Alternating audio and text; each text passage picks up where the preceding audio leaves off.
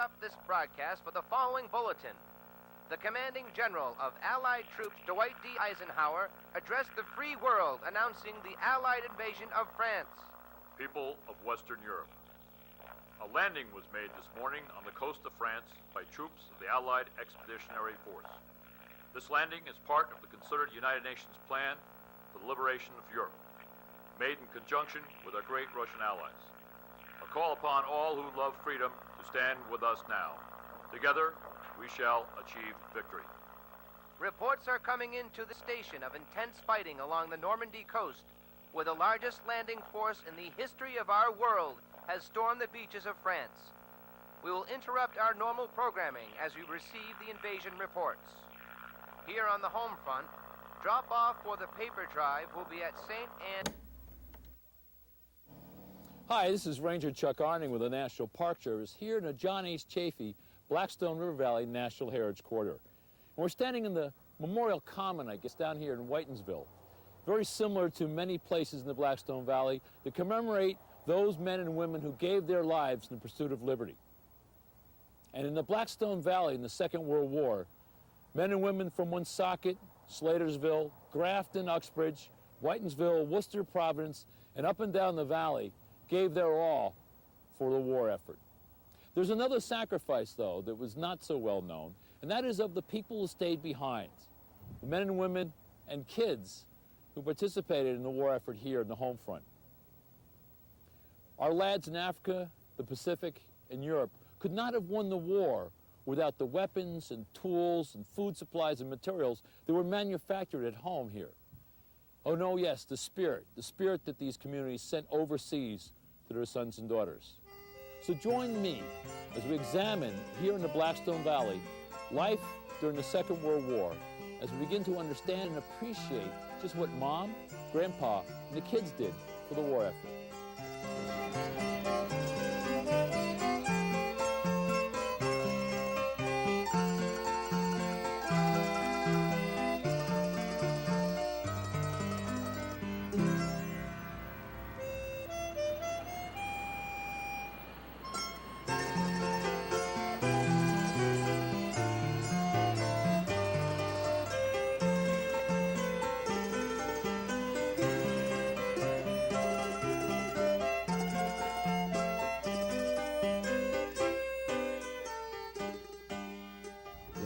December of 1940, there were still 8 million Americans unemployed.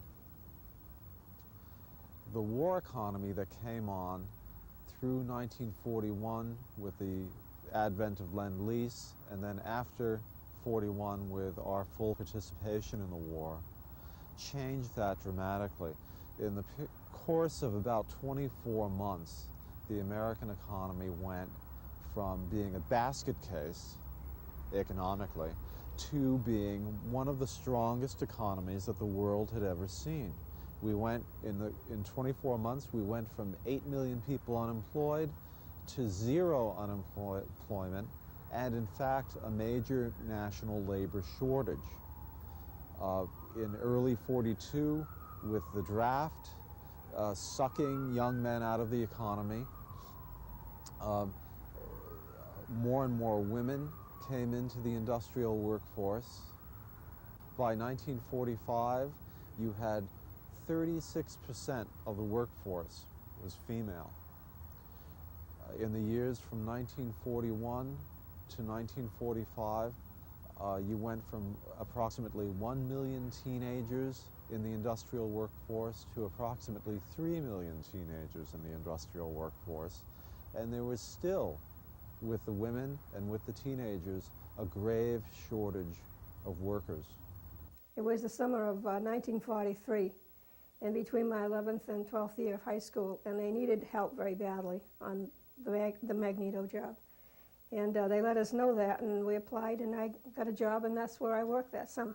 I was 16 when they hired me, too young to be on a machine. So they had put me on the bench to do this inspection and burring, they call it. It's a part that goes inside of an engine of a plane, and I was on a bench and I cleaned off the burrs, and the burrs are, when they were done with the machine, they left little scraps of metal, and we had to clean that all off. That was one of my jobs. I wasn't the only one doing this now. There's a whole line of us working on these magneto parts. I was getting hired to do that, and we're pretty flexible when you're that age. And they played music in the shop throughout the whole shop, 24 hours a day. Even if you walked up Church Street past the gym at night, you could hear the music. And they played that continuously. You had the music to listen to. Plus you did your work, and you had companionship because you were all lined up doing the very same thing. And the day just went by very quickly because we were doing a job and we felt like we were doing something for the war. 1941, I went to work at Taft Pierce for 30 cents an hour. We went to work at 6:30 in the morning and worked till 6 o'clock in the afternoon. And you certainly didn't get a hernia taking your pay home at the end of the week, even with all those hours. But that wasn't unusual. It was par for the course.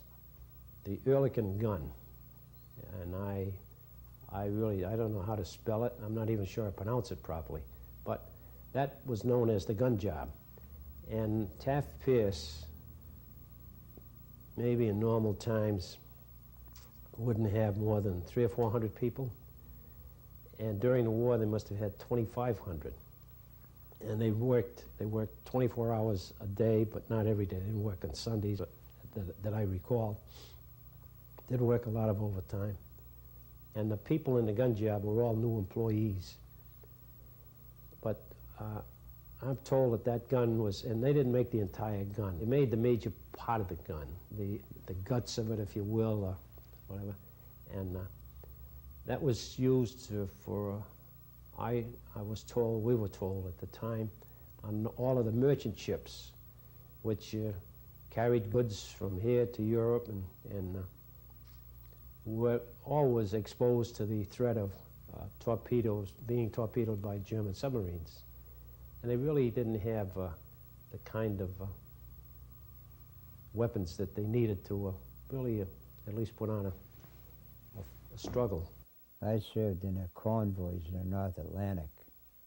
Oh, it was hazardous duty, because we were Navy men assigned to merchant ships as gun crews. Our ship was based in New York, and when we wanted to leave the harbor, we couldn't get out because they'd loaded the ship down so heavy it was in the mud.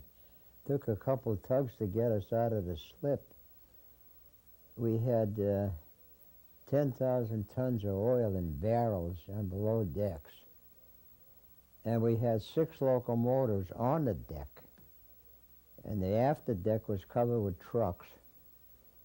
And then in between there was all kinds of crates and stuff. There was so much stuff that they had to build a walkway over everything. You couldn't hardly get on the deck, was so full of stuff. We only had 7 feet of freeboard sticking out of the water, and this was in the wintertime, and it was just like riding on a submarine. At the same time that we had great production, we also had severe rationing of resources. Everything that we think we have recycling today, everything was recycled back then. Not just newspapers and magazines and bottles, also metals of all kinds, lipstick containers. Women at movie theaters were asked to go through their purses and find empty lipstick containers and chuck them into the barrel in the lobby. You got 1/8 of a pound of butter for a family, so you didn't butter much bread with that. And of course we had all these food stamps for meat, and I guess I remember you only get about 1 pound of hamburger for the whole week. Well, we managed to survive. There was other things that weren't rationed too much. You had to live on that. Of course, the vegetables, they weren't rationed, but meat was, and butter, and sugar, and gasoline.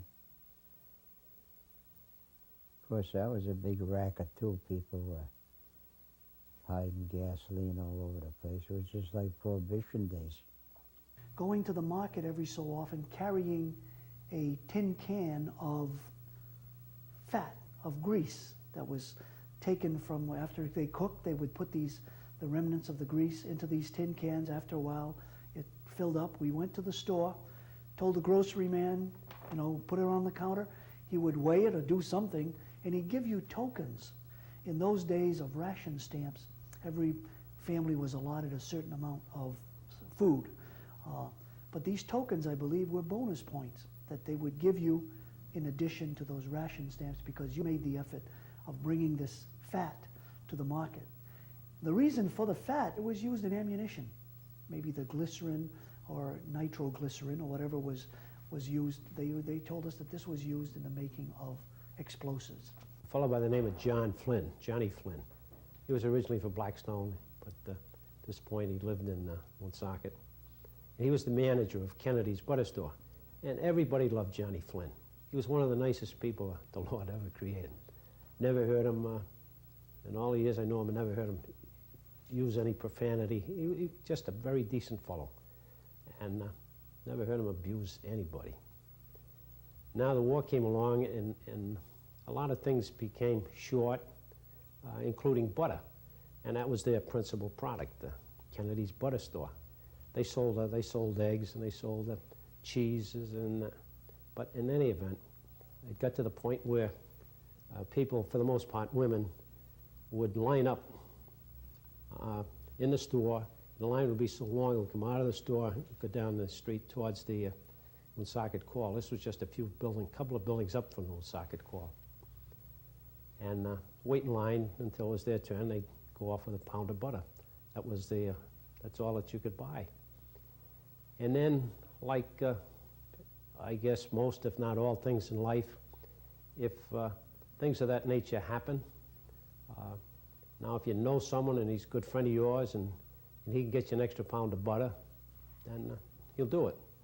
And not necessarily have to do anything other than know him. Otherwise, he's not being a thief. He's not selling it to you. And that's what I guess happened.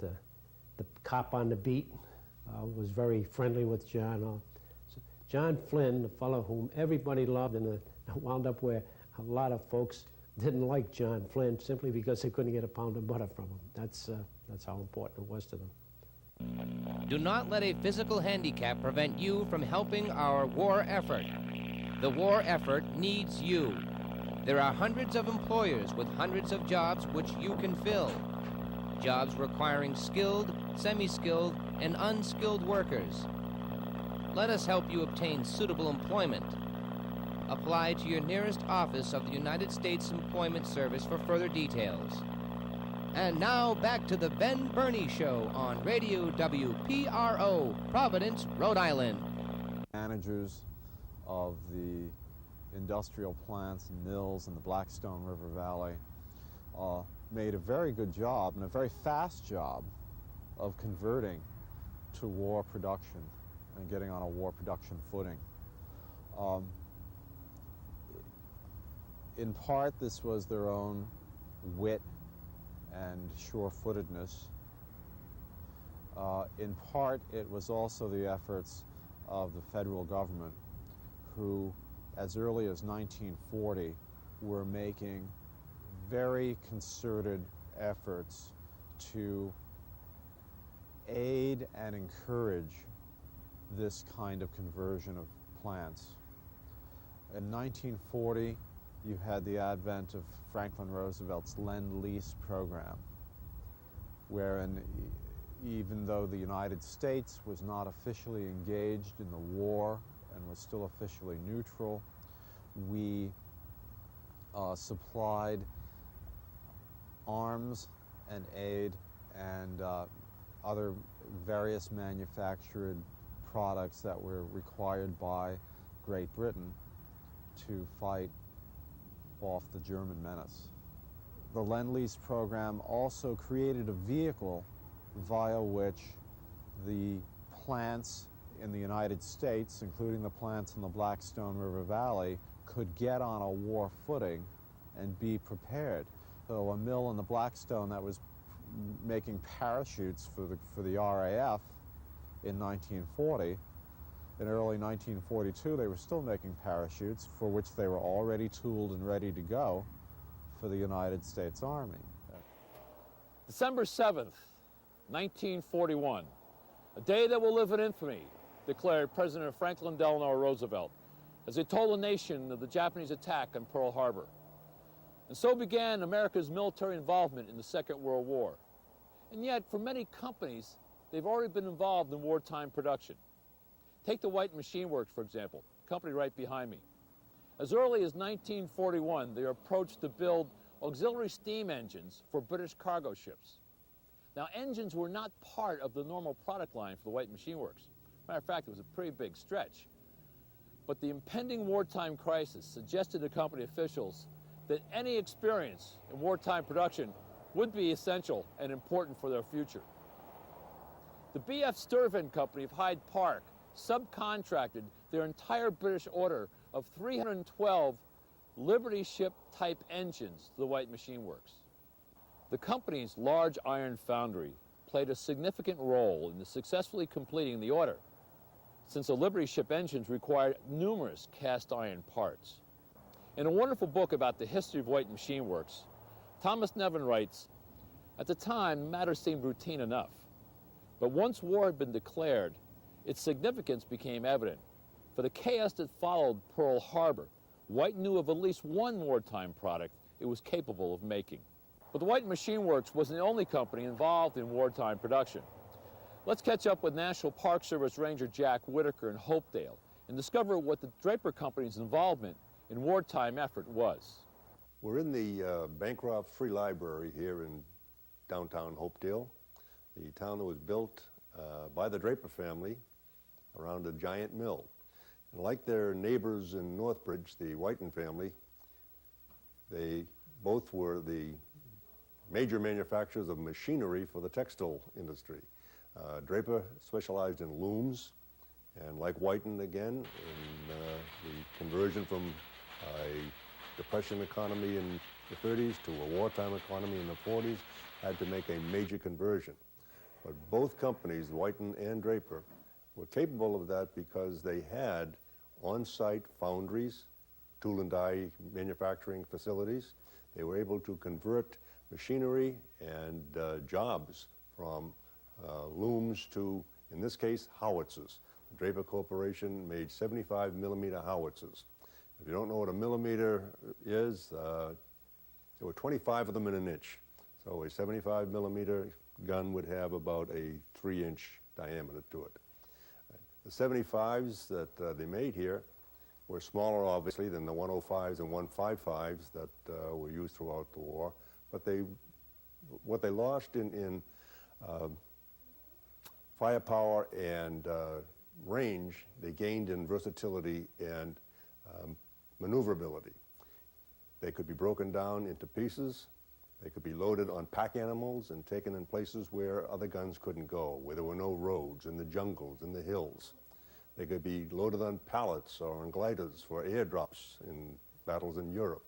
The 75 became a gun familiar to all our allies. They were used in China, they were used in Russia, they were used in the South Pacific, in Africa, all over Europe. And a lot of them were made right here in the Draper Corporation in Hopedale. Here at the mill, which had been a bastion of male activity, there were all men in the shop at Hopedale. During the war, when the guns were being made here, more and more and more women went to work on the assembly line. In addition to strict rationing, war-bound rallies and events were a popular method of raising money for the war effort. Major Hollywood celebrities would attend war-bound events and urge all to make that sacrifice to help our boys crush Hitler and his buddy Tojo. One such event was held at the Blackstone Hotel here in Woonsocket on September 9, 1942. A salute to our heroes dinner included the famous English actor Charles Laughton, noted for his role as a hunchback in The Hunchback of Notre Dame and as Captain Bligh on Mutiny on the Bounty. Laughton told his audience that they were the keepers of the flame of democracy. This dinner helped raise war bond sales in Woonsocket to over $250,000. But of even greater popularity were the rallies that brought back war heroes and wounded veterans to talk to the mill workers. A good example of this is this big rally in Worcester at the Southworks, part of the American Wire and Steel Company. Large, enthusiastic crowds greeted veterans who urged the workers not only to continue to purchase war bonds, but to keep those production lines moving. Actually, you know, you don't realize how dark night is until you have a real blackout. If you've never seen a real blackout, you don't know realize how dark it is at night. Because at night now you have the loom from the cities and towns. You can see it on the sky, you know, but when they shut everything off, it was really black. And of course, they had a lot of trouble with people on the coast. They didn't want to put their lights out. And the ships were silhouetted against that loom, and the subs could see them, you know. I mean, they practically had to force people to black out. They didn't want to do it. And I remember we had to paint our headlights on our cars. The top half of the headlight we painted with black paint, so there was no light going up this way. And the street lights had a shade around them like this, so all the light was projected down, so there was no loom up above. Our lives were not the same. My father was a warden, and he went out at night when they had these practice air raids, and we had to have blackouts. Everything was, you couldn't have any lights on in the house at all.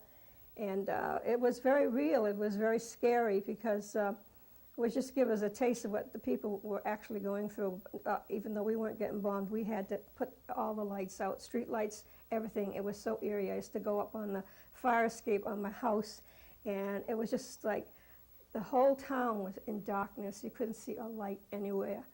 And so everybody got involved in a portion of how it felt to have these air raid whistles blow, and then when it was supposed to be all clear, they'd blow another whistle, and then the lights would go back on again. One of the common pieces of our World War II history that we all share is the impact and the importance of women in the workforce. Women in the mills, work on the assembly lines, driving trucks, working machinery on the mill floors, drove the production of the material that made our war effort successful. Yet many companies bringing women into the mills to replace the men who've joined the armed forces wasn't even on their radar screen. Such excuses as the work was too hard, too much lifting, too technical, not the sort of work that women could do, were common throughout the early years of the war. And it fell to various wartime commissions, particularly the War Manpower Commission, to push American companies and unions to ensure the most effective mobilization and utilization of the nation's manpower in the prosecution of the war effort. And when I say manpower, I mean man and woman power. The War Manpower Commission was an important factor in assisting Blackstone Valley mills meet their wartime quotas. It was like a management consultant service that came into the mills to assist the mills when the mills had labor shortages. And what they would do is they come in and look at the business practices, they make recommendations as far as how to better utilize the existing workers, and also it gives us a good example of how our government pushed to have women in the workforce and also pushed to have appropriate working conditions for the women.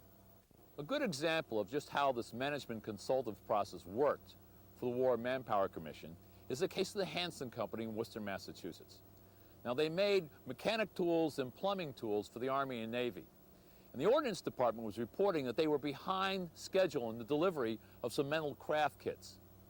And so you had the Manpower Commission visit the plant, make some recommendations, and what they found was there was a real labor shortage there. There were some idle machines sitting there when they could have been used if they had the men. And so they came up with a very simple recommendation. You need to have more women on the floor.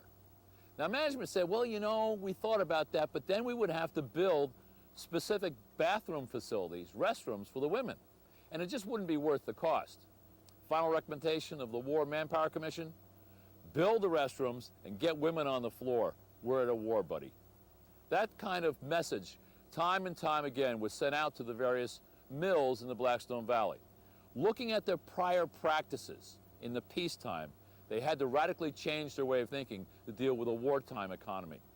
Gold Star flags and Blue Star flags were also put in the factories. The ITU itself and other organizations would fly these. They were like a big flag that had maybe either many of the stars, or they would have a number that would represent the number of employees that were currently in the service, and as well as the number of employees who had been killed during the war. So that factories, organizations, even the union, the ITU flag had such a display in their hall.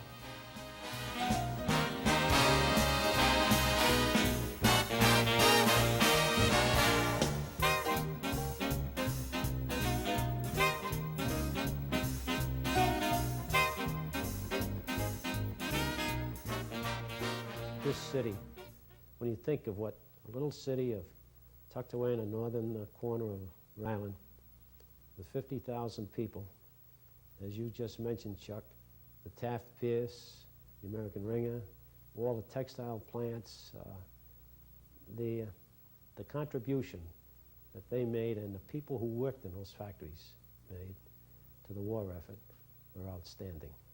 It made a close community.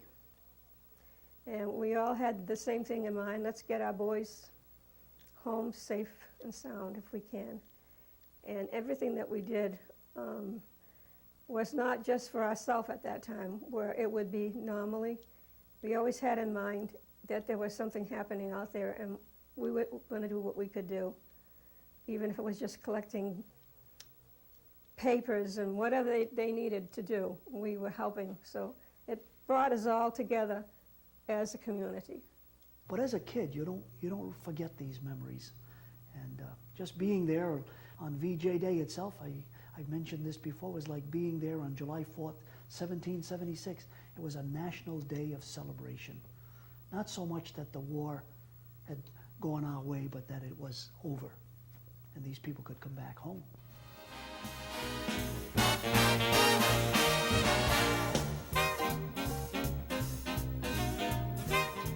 Well, this has been Ranger Chuck Arning with the National Park Service here in the John H. Chafee Blackstone River Valley National Heritage Corridor. The most amazing aspect of the story of the war effort at home was the tremendous role that the federal government played in the daily lives of its citizens. From telling you when you could get tires or gas for your car, to how much sugar and meat and butter you could purchase in a week, the elaborate system of rationing impacted each and every family. But it allowed each and every family to feel like they were making a personal contribution to this war effort, to supporting the men and women from their communities who joined the various armed forces to fight the ultimate battle for freedom and democracy. And thank God that they did, that they pulled together and made those sacrifices to allow us to live as we do today. And the one question I'll leave you with, to consider, to ponder, is could we as a nation, if called upon today, make those same sacrifices? Until next time, hope to see you in the Valley.